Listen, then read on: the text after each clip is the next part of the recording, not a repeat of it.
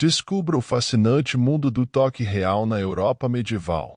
Neste vídeo, mergulharemos na intrincada interseção entre a fé, a medicina e a monarquia, explorando como os monarcas da época eram vistos como portadores de um poder divino de cura. Desde cerimônias cheias de pompa até crenças enraizadas no direito divino dos reis, levaremos você através de séculos de história para compreender como essa prática influenciou a sociedade e a política da Idade Média. Prepare-se para uma aventura histórica que revelará os segredos por trás de uma das tradições mais intrigantes da Europa medieval. A prática do toque real na Europa medieval é um fenômeno fascinante que ilustra a profunda interconexão entre a fé, a medicina e a monarquia. Esta tradição, enraizada na crença de que os monarcas possuíam um poder divino de cura concedido por Deus, revela como o espiritual e o temporal se entrelaçavam nos reinos europeus. Desde os tempos de Eduardo, o Confessor, no século X, até Henrique IV da França, na transição entre a Idade Média e o Renascimento, o toque real tornou-se um elemento essencial da realeza. Eduardo, conhecido por sua piedade, foi um dos primeiros a realizar essa prática, consolidando-a como uma cerimônia de cura e um ato de graça. Da mesma forma, Henrique I da França, cujo reinado marcou o final do século X e o início do século XI, era devoto dessa tradição, realizando cerimônias que fortaleciam seu papel como líder espiritual e temporal. A cerimônia do toque real era um evento público cheio de pompa, onde os doentes, muitos dos quais sofriam de escrófula, eram apresentados ao monarca, que os tocava e frequentemente lhes oferecia amuletos abençoados e moedas de toque como parte do processo de cura.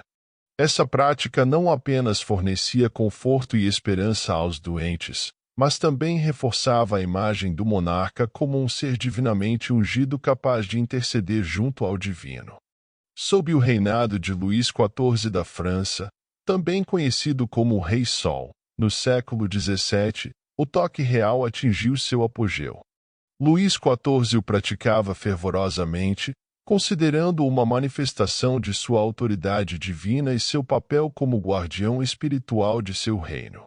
Durante seu reinado, a prática não era apenas um ato de fé, mas também uma poderosa ferramenta de propaganda que reafirmava o papel central da monarquia na vida política e espiritual da França.